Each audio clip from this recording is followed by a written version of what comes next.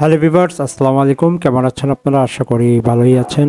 আজকে যে বিষয় নিয়ে আলাপ আলোচনা করব, এটা 70% 80% মানুষরা এগুলো ওষুধ খান, কিন্তু কিভাবে খেতে হবে, এই নিয়মাবলী কি সেগুলো জানাবো। তার না হলে বিপি, প্রেশারের ওষুধ কিভাবে খাবেন, এই নিয়ম আছে। নিয়মতান্ত্রিক হিসাবে যদি খান তাহলে আপনার উচ্চ রক্তচাপ বেশি বাড়বে না।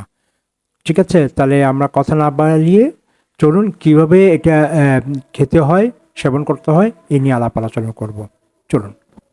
প্রেসারের ওষুধ খাওয়ার সঠিক নিয়ম হলো ডাক্তারের পরামর্শ অনুযায়ী প্রতিদিন একই সময়ে খাওয়া, ডোজ নিজে পরিবর্তন না করা, ওষুধ ভুলে গেলে মনে পড়ার সাথে সাথে খাওয়া, পরবর্তী ডোজের সময় কাছাকাছি না হলে এবং পার্শ্ব প্রতিক্রিয়া দেখা দিলে দ্রুত ডাক্তারকে জানানো।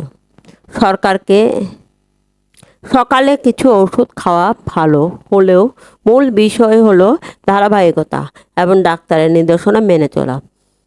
ওষুধ খাওয়ার মূল নিয়মাবলী: নিয়মিত ও নির্দিষ্ট সময়ে খাওয়া, প্রতিদিনে একই সময়ে ওষুধ খান যাতে এটি অভ্যাসে পরিণত হয়।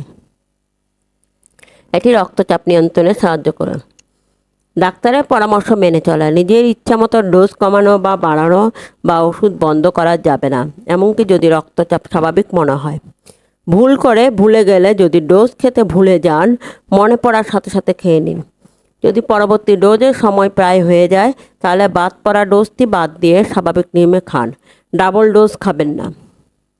পার্শ্ব প্রতিক্রিয়া: কোনো স্বাভাবিক বা খারাপ লাগা অনুভব করলে, মাথা ঘোরা, অসুস্থ লাগা, সাথে সাথে ডাক্তারকে জানান, কারণ ডোজ বা সময় পরিবর্তন প্রয়োজন হতে পারে। ডাক্তারকে আপনার নেওয়া অন্যান্য সব ওষুধ, ভেষজ, সাপ্লিমেন্ট বা ভিটামিন সম্পর্কে জানান, কারণ এগুলো প্রেশারের ওষুধের সঙ্গে বিক্রিয়া করতে পারে।